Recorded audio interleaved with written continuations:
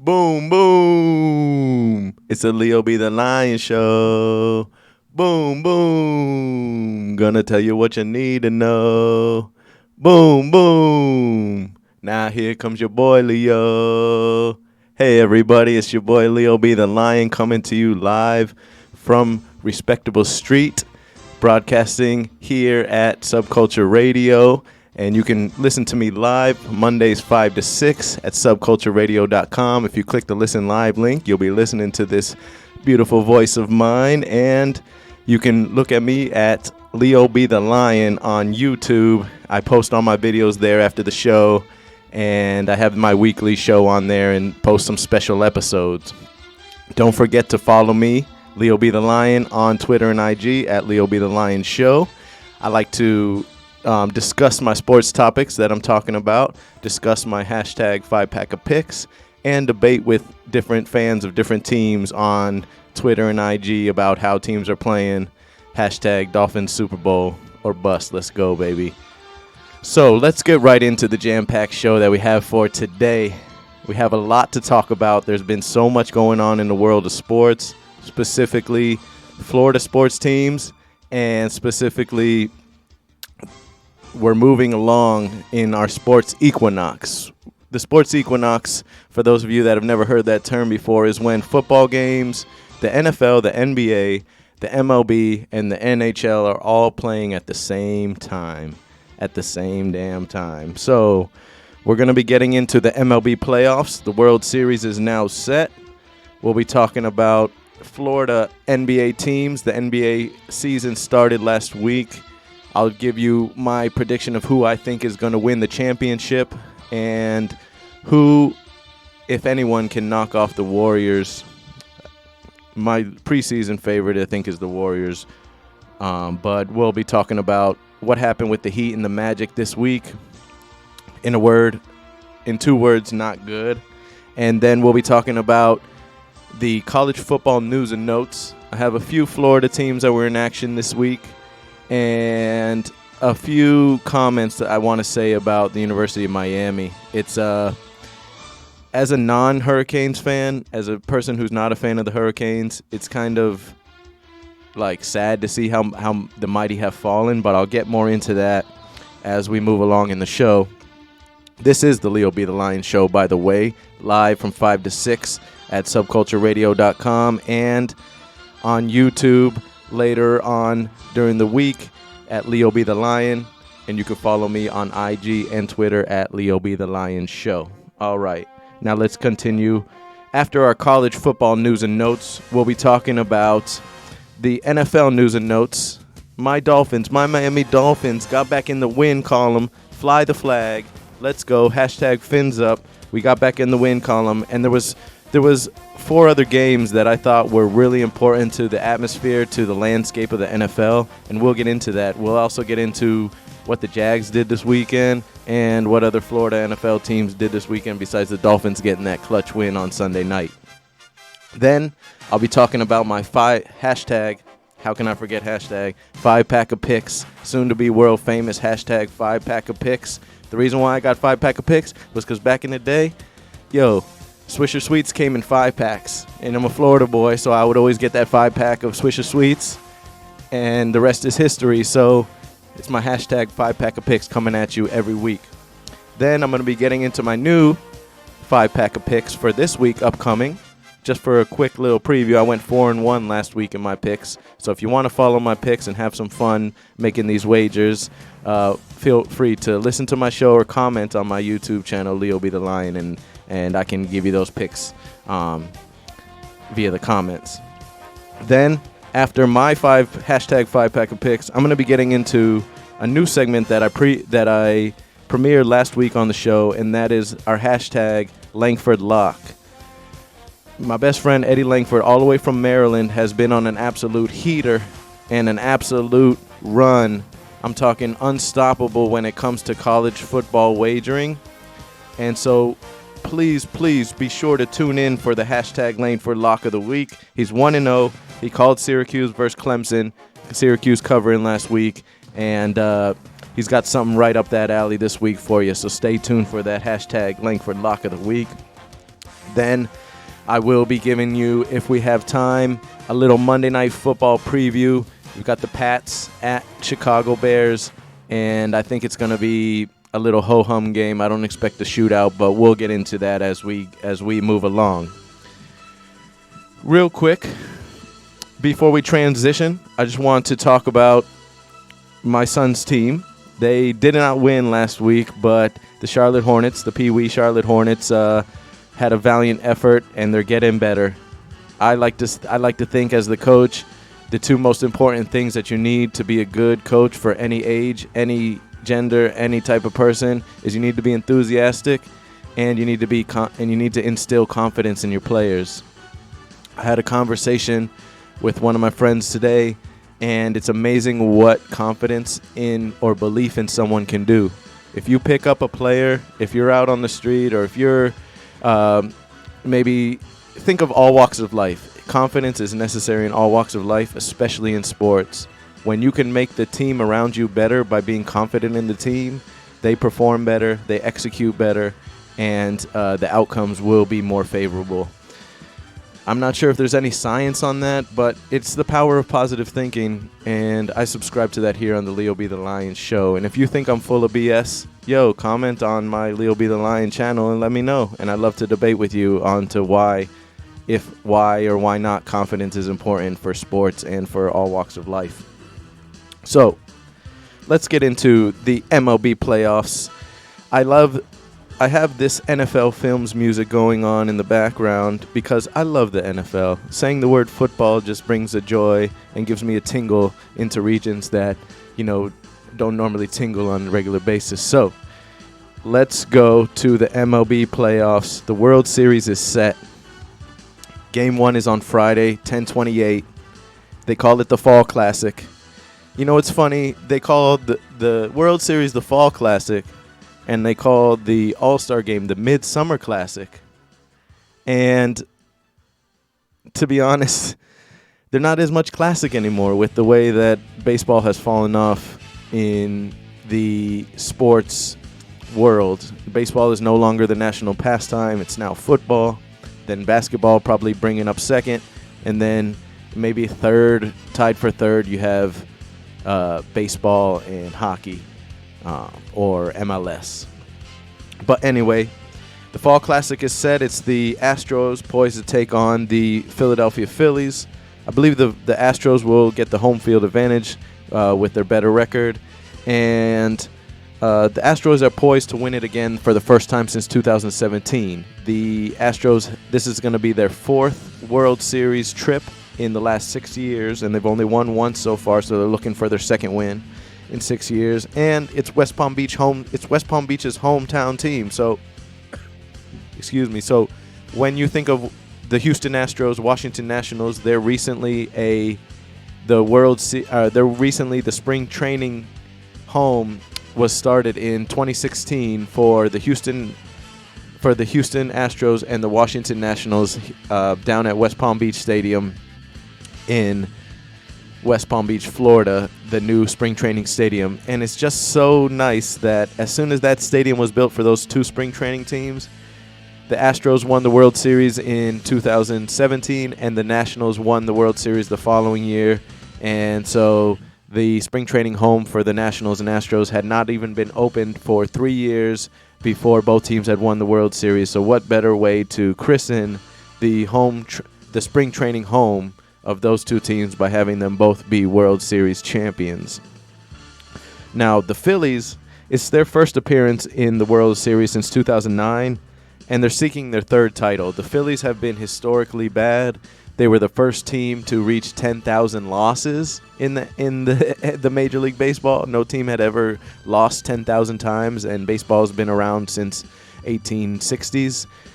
So that was kind of a dubious accomplishment for the Philadelphia Phillies, but they won the World Series in 1980, and then they won in 2008. So they're seeking their third title, and my prediction for the World Series is that it's going to be a the bats are going to be driving the World Series. So it's not going to be a pitching duel. It's not going to be like those World Series with Randy Johnson and Kurt Schilling where they just needed to shut the door with those two pitchers. It's not going to be where you got 1-0 games. I couldn't believe that, or I don't believe that at all. I think it's going to be a bunch of 5-4 games, bunch of 7-6 games, really high-scoring games for baseball because both teams have great bats. The Astros, of course, have their Altuve, Bregman, Jordan, I believe Jordan Alvarez, and they have up and down lineup that everybody can hit, and everybody hits for power. A lot of times Altuve, he's the smallest guy on the team, but he swings for the fences. And the Phillies have Bryce Harper and Rhys Hoskins, young talent. Bryce Harper has been on a tear this postseason.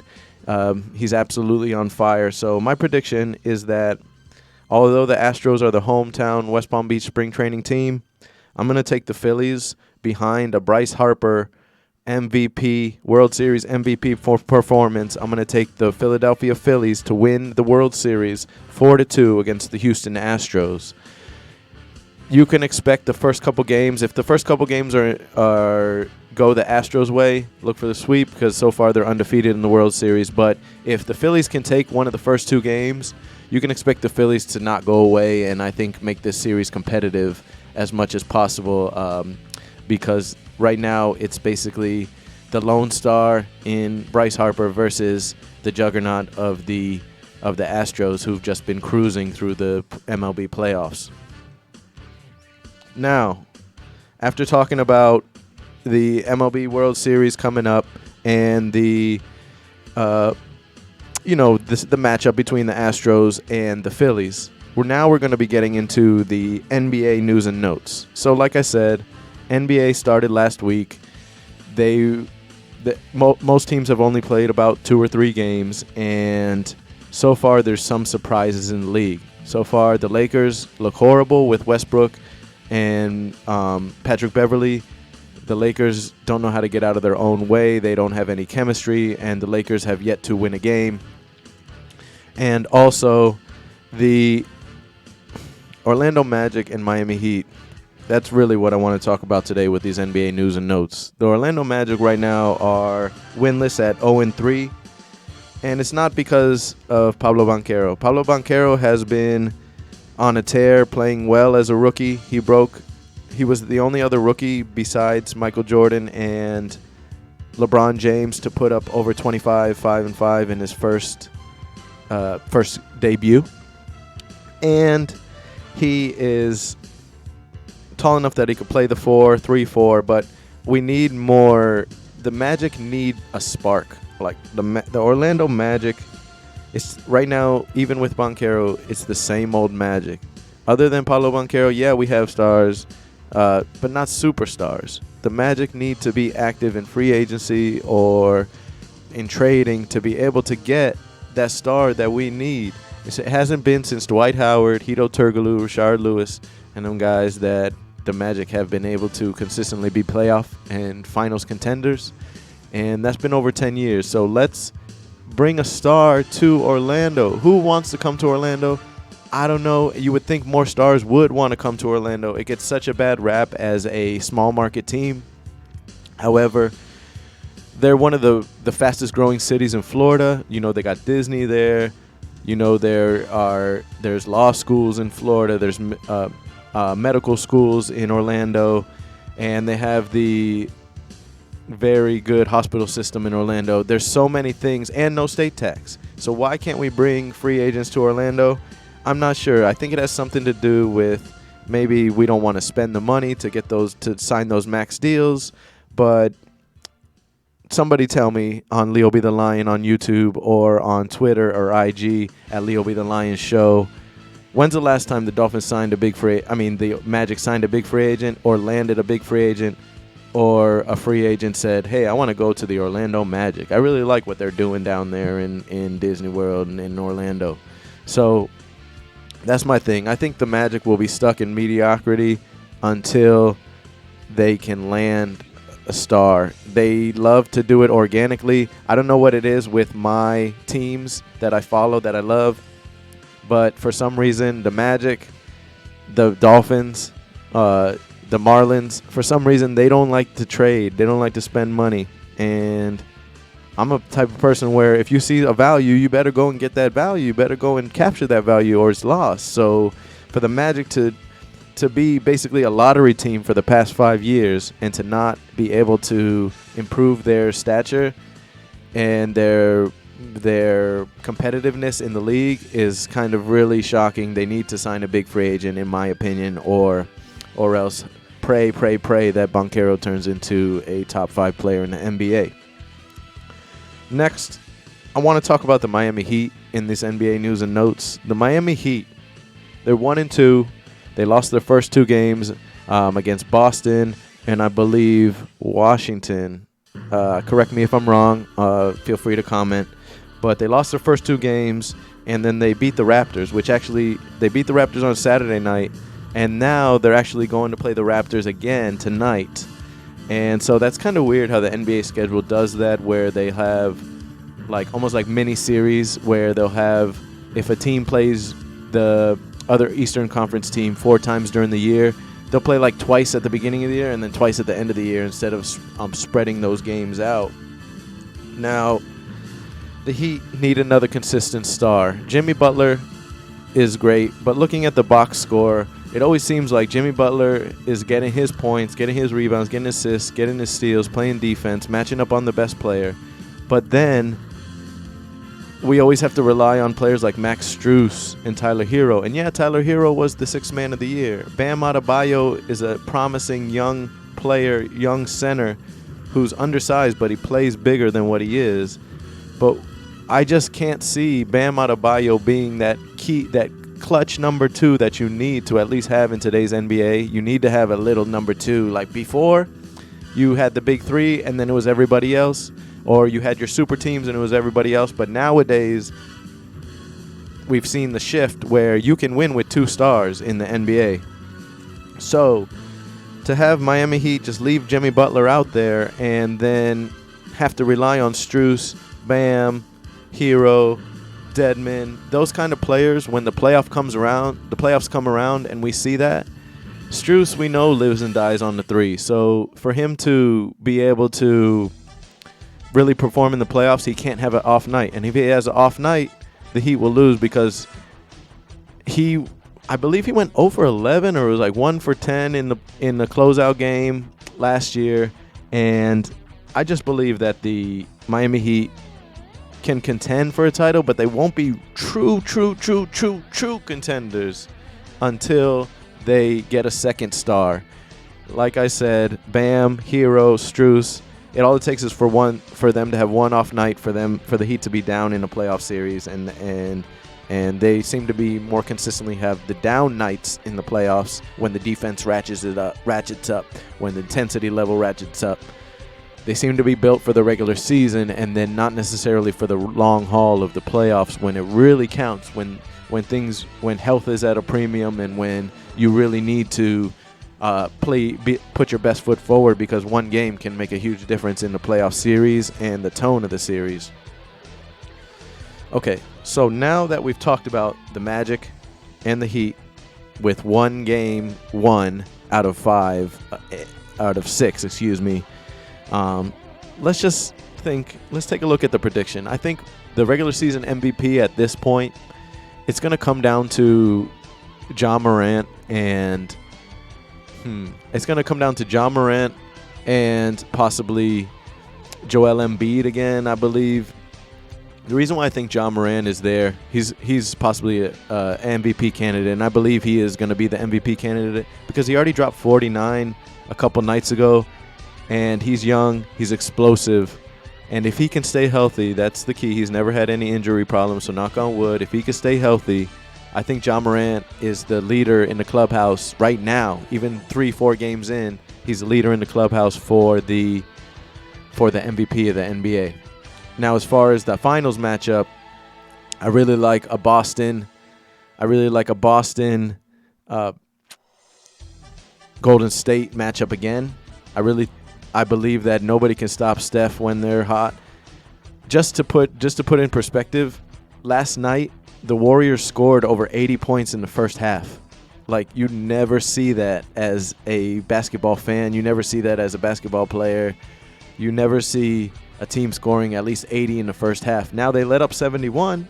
They let up 71 points, so their defense wasn't that good. But for the Warriors to score over 80 points in the first half, that's like all-star game numbers right there. So that's really crazy to see, and that just shows that they're already in midseason, possibly playoff form when it comes to the Golden State Warriors. So give me the Golden State Warriors versus the Boston Celtics for the NBA Finals, and the Warriors will take it again for Steph Curry's 5th title. All right, now that we've gotten through the MLB World Series preview and the NBA news and notes for the first week of the season, I just want to invite you to follow me on Twitter at Leo B. The Lion Show and on IG at Leo B. The Lion Show. I post links to my show, which is Leo B. The Lion Show. And I also post these videos on YouTube at Leo B. The Lion on my channel. So feel free to follow me, like, and subscribe, as well as share these videos. I'd love to debate with you in the topics. I'll keep it clean. And then we can see if you can take an L, or if you can hold the L, or if you can get a dub against me in debating, and we'll be able to talk about it. So now, after talking about those first two sports, we're going to move back into the football realm. We're going to talk about good old college football. There was a lot of things that happened this weekend. FSU was on a bye, and the U was almost like they forgot they had a game this weekend. They played Duke, and they lost to Duke. Duke was 4-3 coming into this game, and Miami was 3-3 coming into this game. And Duke beat the University of Miami Hurricanes 45-21 on the strength of 8 takeaways. So Miami turned the ball over 8 times. It was a school record for turnovers, and this just leaves me thinking, I'm not going to say everyone, but a lot of the University of Miami fans are delusional, and they always say every year, the U's back, the U's back. When's the U going to be back? When's the U going to be back? Well, what I can tell you is the University of Miami is never going to be back, I believe. At this point, there's too much competition for recruits in the state of Florida. You have up-and-coming powerhouses like UCF, up-and-coming programs like FAU, and then you have the Blue Bloods, the traditional powerhouses like Florida State and Florida, all vying for the same recruits, in addition to teams like Alabama and teams coming into Florida and to the Tri-County, South Florida area to poach recruits from Florida schools. So the U will never be back, in my opinion, and if you don't agree with me, feel free to comment on that. But I really compare the University of Miami's woes and troubling years to Notre Dame. How the university will never be back, because same with Notre Dame. I don't think Notre Dame will ever get back to the year in, year out national championship promise, because 1, they have high academic standards, 2, there's new competition for recruits, and 3, everybody's on TV nowadays. Back in the day, you would wait to see the primetime games between Miami and whoever they were playing, or Notre Dame would want to show the primetime games, and the recruits would see those games on primetime TV and say, oh, wow, I want to be on TV. I need that exposure. But now with the advent of the internet, with all the social media and all the apps, the NIL, there's no schools don't have that advantage to say, oh, well, we have 12 TV games. Yes, every school has a TV game because conferences are now on TV and streaming. And so the University of Miami and Notre Dame have lost their competitive advantage. In the past, University of Miami, being a private school, could have perhaps been able to woo the players or pulled like a Nevis Shapiro and done impermissible benefits, but everybody's getting NIL money, name, image, and likeness money now, so that competitive advantage is gone. The U are an embarrassing program right now. I can't believe I'm saying this, but Mario Cristobal is already on the hot seat, a former UM alumnus, a former UM position coach, and now in his first year, he has Miami supremely underachieving, and he has Miami ready to probably fire his ass because he's definitely on the hot seat. You can't go into a program, a traditional powerhouse like Miami, and underachieve like you've done if you're Mario Cristobal, especially when you came in with all that promise, talking about the U is back, talking about let us prove it on the field, talking about, oh, we got a Heisman hopeful in Tyler Van Dyke. But he's ever since he made those comments about, oh, the games feel like away games, we're in Miami, the season has gone downhill even faster than what it did. I don't like how Mario Cristobal seems to have a lack of institutional control on the team.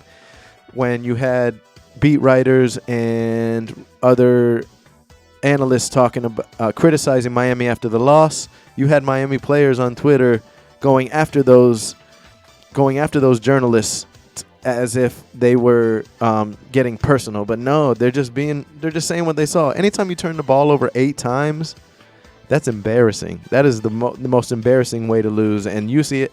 And the University of Miami has had some embarrassing losses this year. Now, like I said, FSU was on a bye. They play Georgia Tech next week at home. UF had a bye. They play in the world's largest cocktail party next week against the University of Georgia and in Jacksonville, and that looks like to be a good game.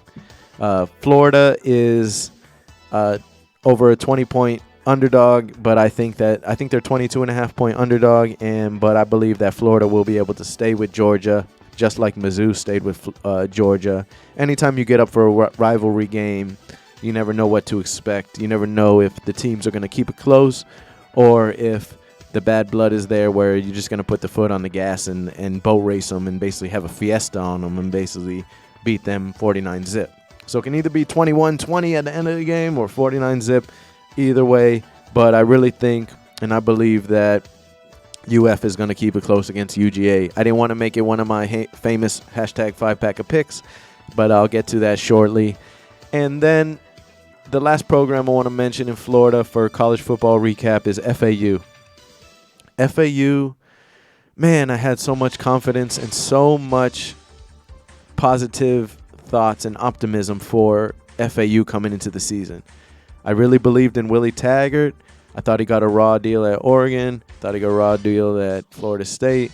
I just think he has had such a short lease in the past. I thought Taggart could do it, and I thought they would. That with transfers like N'Kosi Perry from University of Miami and getting other transfers from other schools, Taggart would be able to take those players and coach them up.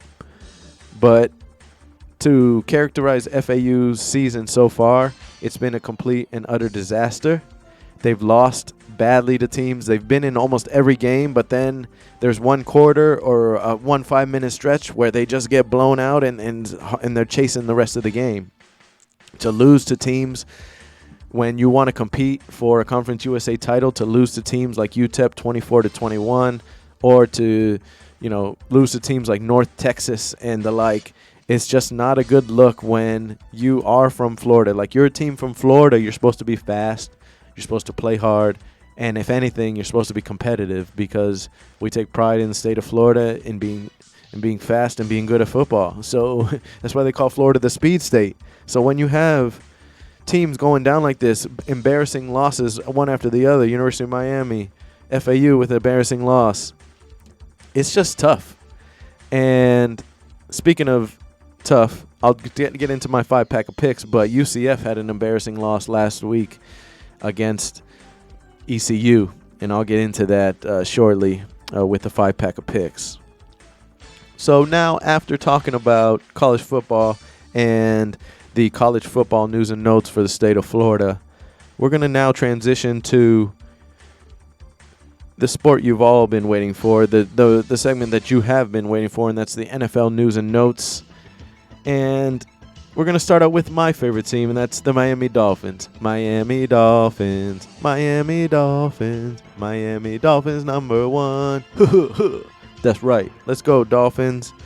We won last night 16-10 on Sunday Night Football against the Pittsburgh Steelers. It moved us to 4-3 and 2-1 in the division. Well, we were already 2-1 in the division, but it moved us to 4-3. And I got to say, I'll give the overall grade for the Dolphins for last night's performance. I'll say is a B-. there was a few things that we need to clean up. There was a few things that the Dolphins need to get sharper at, and I'm glad it's only the 7th game of the season because I feel like if the Dolphins can get healthy, we can peak at the right time, right when the playoffs are about to start.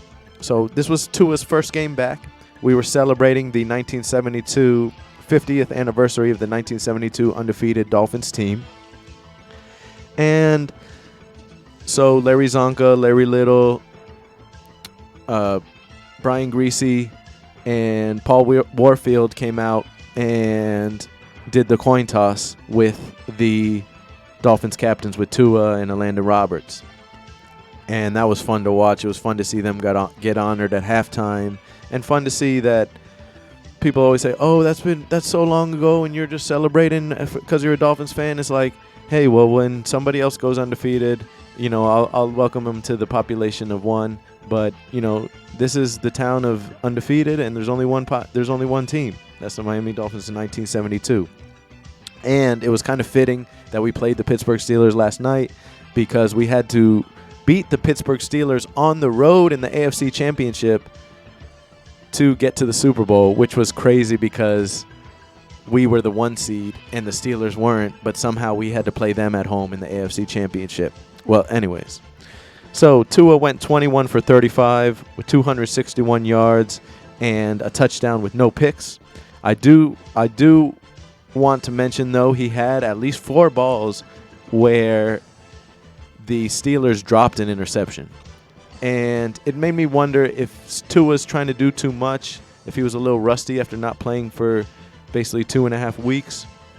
It made me think, all right, we know your accuracy is your best skill. I'm talking to you, Tua. I know you're listening to the show. Tua, I know your accuracy is your best skill, but please do not fire it in there sometimes on, when you're off balance, because any one of those interceptions could have cost us the game yesterday.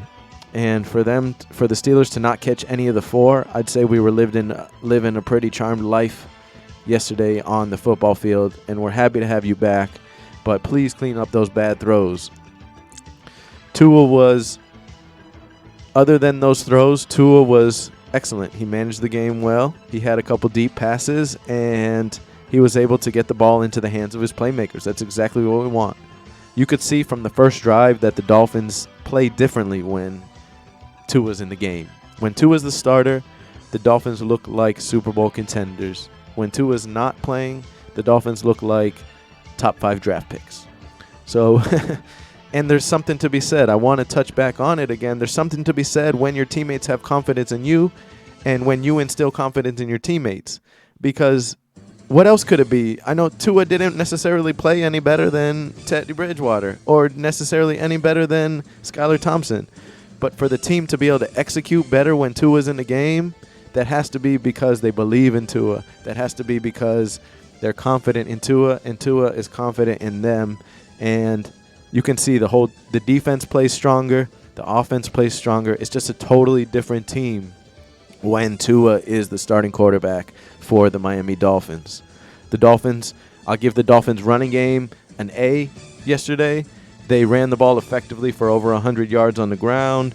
Mostert had over 17 carries, and they ran the ball effectively when they needed to. Towards the end of the game, they were able to do a couple runs that got them 8 yards to start on first down, and we all know that when you can be third and short, second and short, that opens up your whole playbook and allows the teams to really expose the defense. It allows the Dolphins to really expose the defense when you can get second and short, third and short. Also, Chase Edmonds, he's clearly now our number 2 running back. He does not know how to catch. I don't know what happened between last year and this year, but the Dolphins brought in Chase Edmonds to be a pass-catching running back. But he's dropped a pass in the end zone. He's dropped passes for first downs. I think he has more drops than catches on the season. I probably am wrong, but I'm pretty sure that Chase Edmonds has like 6 drops on the season and maybe like 5 receptions on the season. So that's not really good. And the Dolphins, Mike McDaniel, I'm going to give you a C for the game. Your clock management was horrible before halftime. we had 2 timeouts, and you didn't use it until it was kind of like 21 seconds left, 25 seconds left. We had a minute left, and you were kind of letting the clock go down. Also, when you're in the red zone up 16-10, kick the field goal, man. Jason Sanders had made 2 field goals. Wait, actually had made 3 field goals already during the game, and it was a shorter field goal. It was only like a 30-yard field goal, and you don't want Jason Sanders to try and kick it again. He's like the second highest paid kicker in the league. Can you let him get some play? Like, can you let his leg get warmed up? Because that's why we pay him. It was a dangerous move by Mike McDaniel, and thankfully it didn't cost us the game, because being down by 6, the Steelers had 2 chances at the end of the game to be able to score a touchdown, and that would have lost us the game 17-16. Whereas if you have a 9-point lead, 19-10, it's such a different ball game. There's no play in the NFL that you can get 9 points off of. So the Dolphins, overall, like I said, a B-.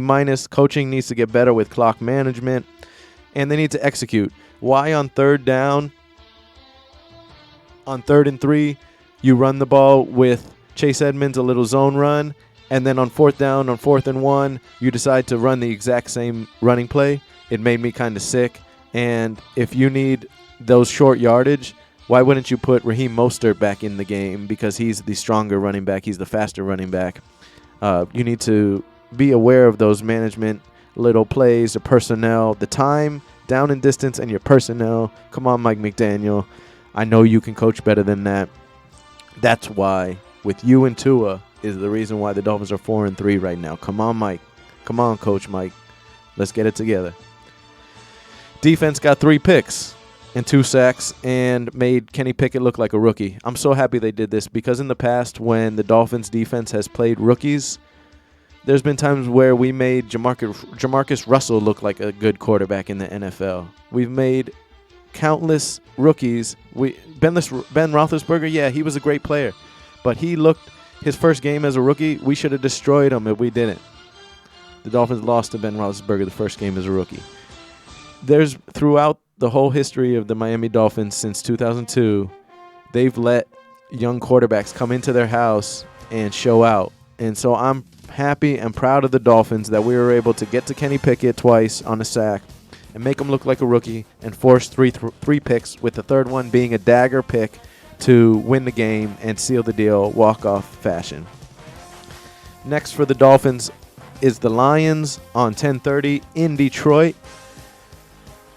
This is a tough game. We'll see. The Dolphins right now opened up as 3-point favorites. I really think and believe that the Lions are not a good team this year. The Lions only have 1 victory, and that came in the first 2 weeks of the year. And I really think that after the Cowboys showed and beat the Lions 24-6, that the blueprint is there how to beat the Lions. The Dolphins' defense plays well against Jared Goff. Former interim coach Dave Campbell is the coach for the Lions, and I think that Mike McDaniel is going to outcoach him coming up. Let's keep Tua healthy. Let's keep Tua's uniform clean, and the Dolphins should have no problem with the Detroit Lions coming up on Sunday, 10:30, the day before Halloween. I don't want any spooky surprises. I just want treats for Halloween. So Dolphins, don't give me any tricks. Okay? Talking to you, Miami Dolphins. Now let's get further on to the next important game that happened this weekend in the landscape of the NFL, and that was that the Giants played the Jags. This game was where the Giants were 3-point road dogs, and it was in Jacksonville, and the Giants were able to beat the Jacksonville Jaguars 23-17 after being 3-point dogs. And the Giants just are cruising. The Giants are rolling right now. I'm actually kind of proud of them. It's weird that the years that nobody talks about the Giants being contenders, they play great. And that's something that I learned from my college buddy, Anthony D'Amico. He always said that the years that the Giants, nobody talks about the Giants play well. And then the years that people heap expectations on the New York Football Giants are the years when they miss the playoffs and they underachieve. So now that the Giants are 6-1, they were able to take advantage of the Jacksonville Jaguars yesterday in a few ways. they play old school football, the Giants do. They run it with their quarterback, Daniel Jones. He's a key run threat. He had over 100 yards on the ground rushing yesterday. They run the ball with Saquon Barkley at least 20 times a game. And they do old school football. They're gonna win the game on running and defense. They don't want Daniel Jones to throw the ball that much. They literally are taking a page out of countless NFL offenses in the past where they just want to run the ball, be consistently, get first downs, score when they need to. If they have 5 chances to score in the game, they want to score on all 5 chances. And there is a legitimate 6-1. Watch out for the Giants to be Super Bowl contenders going forward. I hope this isn't the kiss of death. What I say really doesn't affect the Giants, so it's not the kiss of death. But I truly believe that the Giants, if they just keep playing on their track, playing their game, and not allow the other teams to get them out of their game, the Giants will win a lot of games going forward and be a terror in the playoffs, especially against the other NFC teams where you see there's other NFC teams that don't run the ball as well that could still make the playoffs. And I really think that the theme of running the ball, if you're a good rushing team these days in the NFL, I think that is an extra special attribute to be. Everybody is trying to have the high-flying passing offense, but if you can really run the ball consistently well, you have a good chance to win every game, and chances are you'll be in every game.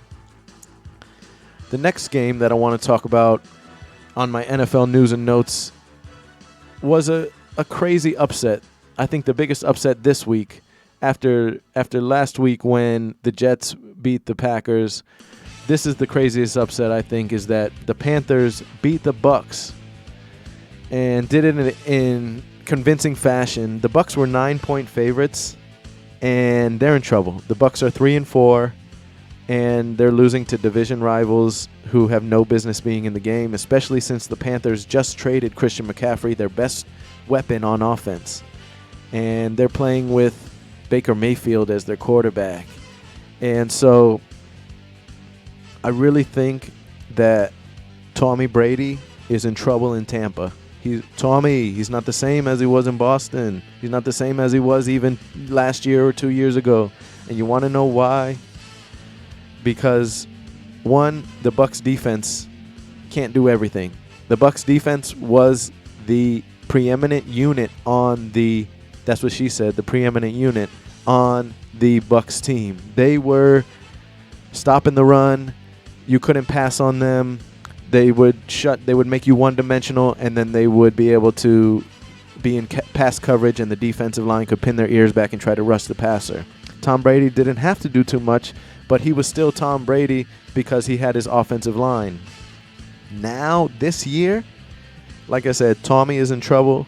The Bucs can't do everything, and the Panthers got their interim coach bump. I like to say that because when a coach gets fired in the NFL and college, look for that next week for the team to play extra hard for that coach.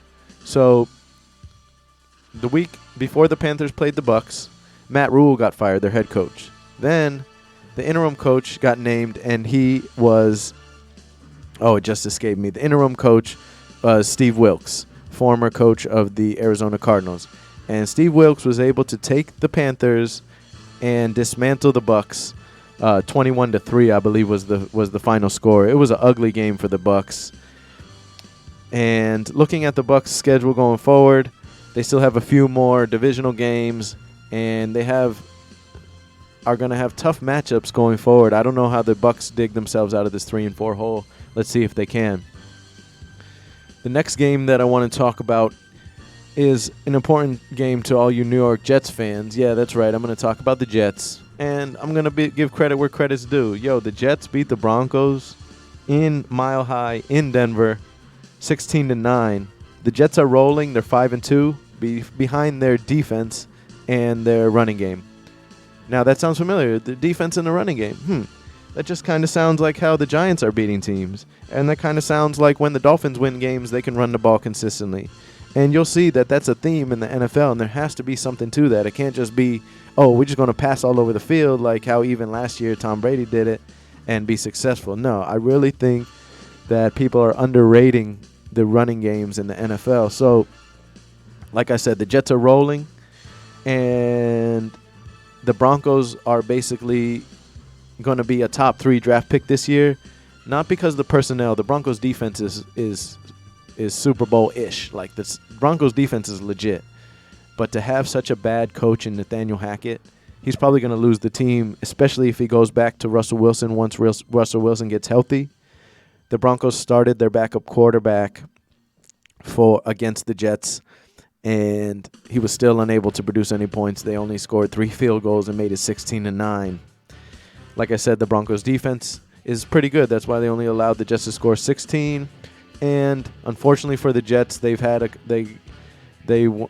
one of their offensive tackles went out for the year, and Breece Hall, their soon-to-be all-pro rookie running back who had been gashing teams, is out for the year with a torn ACL. So going forward, let's see if the Jets don't fall apart. They're 5-2 right now, so they have some wiggle room to lose a couple games. But let's see, without those injuries, and the injuries are starting to mount, let's see if the Jets can actually continue to be playoff contenders and continue to be playoff bound without having a lot of their star players. The last game that I want to talk about on the NFL news and notes is the Seahawks versus the Chargers. Come on, San Diego. That's what Chris Berman used to say when the Chargers would always underachieve, especially with LaDainian Tomlinson and Drew Brees back in the day. He would say, come on, San Diego. Well, come on, Los Angeles Chargers. How are you going to lose at home to the Seattle Seahawks 37-23? Either the Seahawks are better than we think they are, or the Chargers are worse than we think they are.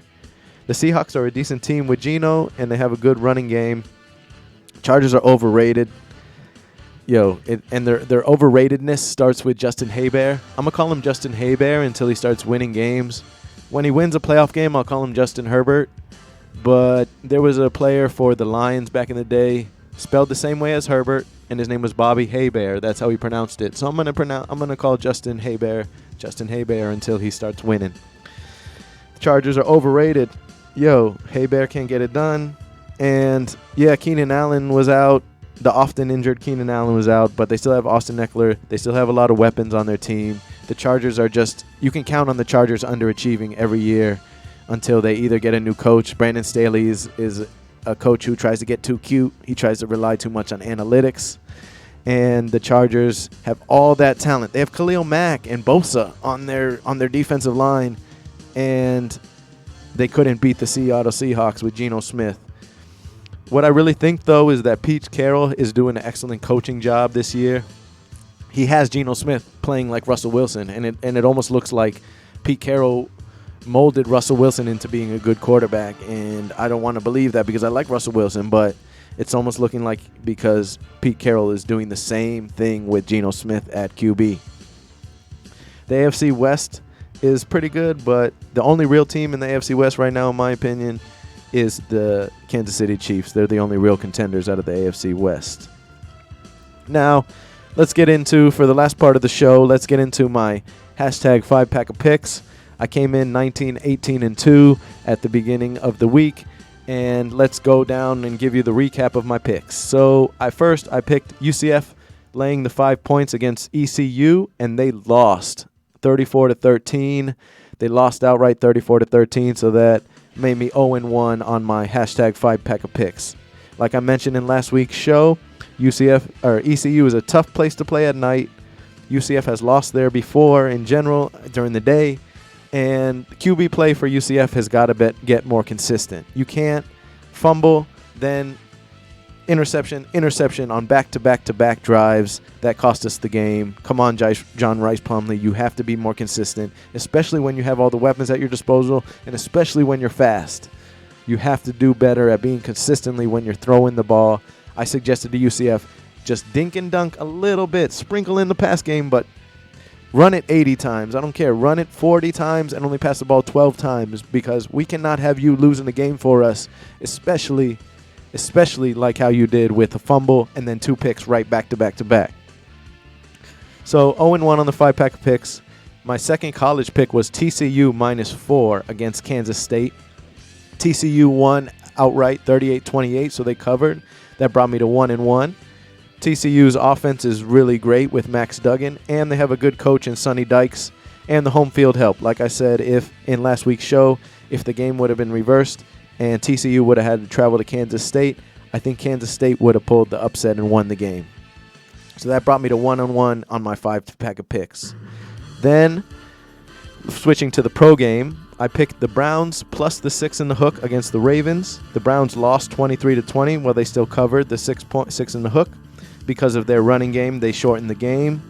They were able to keep it close against their AFC North division rival. And the Ravens need help. The Ravens need help. They are going down to play the Tampa Bay Bucks. And the Ravens, I don't think they were my preseason AFC North divisional champs, but I think that's now going to the Bengals the way that things are looking. So the Browns covered the 6.5. That's 2-1 on my hashtag 5-pack of picks. In the fourth pick I made was the Titans minus 2.5 versus the Indianapolis Colts. The Titans won the game 19-10. They covered the 2.5. So that brings me to 3-1. The Titans are starting to roll with Derrick Henry and company, and the Colts offense is so inept. They couldn't do anything with Matt Ryan, so they're starting Ehlinger next week. Frank Reich, the coach of the Colts, said they're going to move to start Sam Ehlinger as the starting quarterback going forward because Matt Ryan isn't getting done. So that was 3-1 on my 5-pack of picks. And my last pick for last week was the Bengals minus the 6.5 versus the Falcons. I thought that because the Bengals have a high-flying offense. The Falcons don't play well away from home. And the Bengals are back from their early season slump. The Bengals won that game 35-17. So that brought me to, for this week, 4-1 on my hashtag 5-pack of picks. And brings my season total to 23-19-2. That's right, 23 wins, 19 losses, and 2 pushes, ladies and gentlemen. That's 4 games over 500. I don't want to pat myself on the back, but I'm trying now with this week to get even more games over 500, so let's see what we can do. Let's get into the 5-pack of picks for this week. Leo be the Lion, soon to be world famous. Hashtag 5-pack of picks coming at you right now. First one is TCU. Number 7 TCU is going into West Virginia, and they're 7.5-point favorites. I like TCU to win the game, minus the 7.5, laying the 7.5 points. TCU is rolling, like I said, with Max Duggan at their quarterback, who's basically a tight end, like a Tim Tebow, Josh Allen type mold at quarterback. He can run the ball and he can pass. Their coach, Sonny Dykes, is revitalizing the TCU program. TCU hasn't been this good since Trevon Boykin and them. And Sonny Dykes is coming in and really taking care of business and having TCU believe and confident in themselves. Watch out for a shootout, though, because TCU's defense is suspect at times. So watch out for a shootout with West Virginia, a classic Big 12 shootout, but give me TCU minus the 7 in the hook versus West Virginia. My second college pick in the hashtag 5-pack picks is Illinois, number 17, minus 7 in the hook versus Nebraska. I like Illinois in this game because Nebraska is a Big Ten bottom feeder at this point.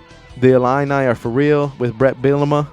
I bet you didn't know that Brett Bielema was the coach of the Fighting Illini, and now that you know that, that might have changed your perception of the Illini because he's a good coach with a good running game, and it's not last year's Illini. So you can tell that a lot of the betting lines are still with the perception that it's Illinois from last year.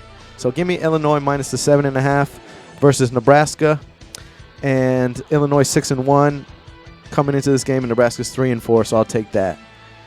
Now, quick transition to before we get into the pro game for my hashtag 5-pack of picks. We're going to talk about the hashtag Langford Lock. Good job, Eddie, man. You started 1-0 on the Langford Lock. He called Syracuse last week against Clemson. He called me and said 13.5 is way too many points for Syracuse to get.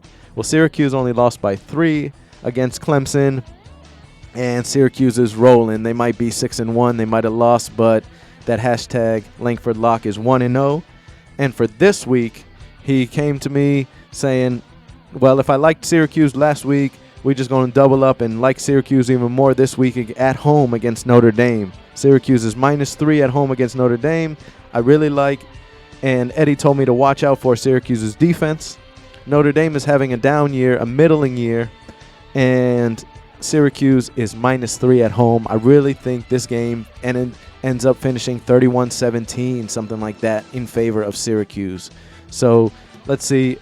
Good luck for the Langford Lock of the Week. That's Syracuse -3 against Notre Dame.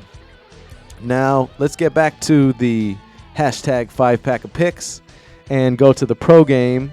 And that is the Jacksonville Jaguars -3 in the hook against the Broncos. Like I said before, the Broncos are a bad team this year. There's no way around it. Their offense is horrible. They've only scored over 20 points in one game, and that was in a loss against the Raiders. And the Jags have a great young core in Trevor Lawrence and Travis Etienne. They almost beat the Giants, the 6-1 Giants, last week. So give me the Jags -3.5 versus the Broncos. Then I'm back to my old ways and betting on the Dolphins again. I'm taking the Dolphins laying 3 points in Detroit. Normally, the home team is a 3-point favorite, the way that the line's set up based on even teams, but they believe that the Dolphins are 6 points better than that, a 6-point swing. So the Dolphins are 3-point favorites on the road. The Lions have a bad team. Their defense is trash. Their offense can score some points, but the Dallas Cowboys defense held the Lions to 6 points last week. I think the Dolphins defense should have a similar game and tee off on the Lions, tee off on Jared Goff, and Tua gets just another game under his belt where he knocks the rust off, and the Dolphins should cover. So give me the Dolphins -3 versus the Detroit Lions. Then my final hashtag 5-pack of picks is the Titans -1 in the hook versus the Texans.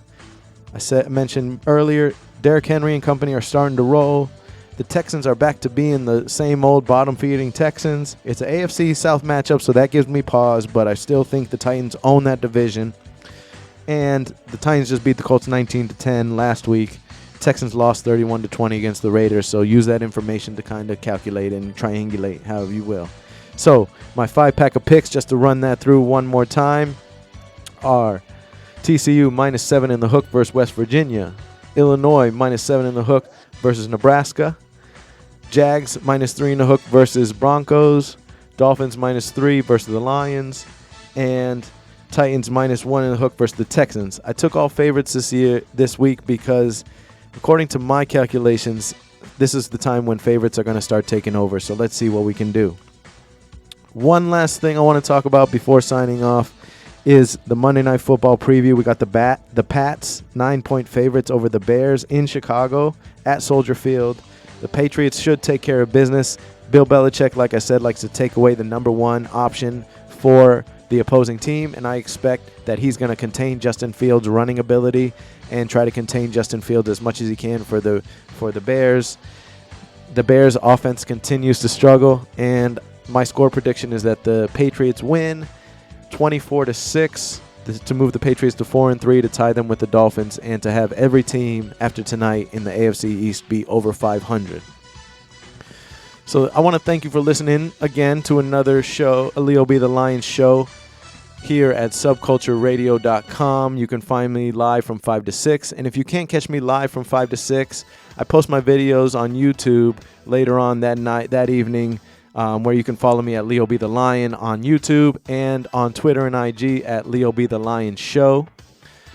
Next week, we'll be talking about more Dolphins stuff. Let's see if the Dolphins can cover, and let's see if I can move further and further into the money with my hashtag 5-pack of picks. This has been Leo B. the Lion, and I'm happy to bring you the show. Hey, listen, one more thing I want to mention before I close out.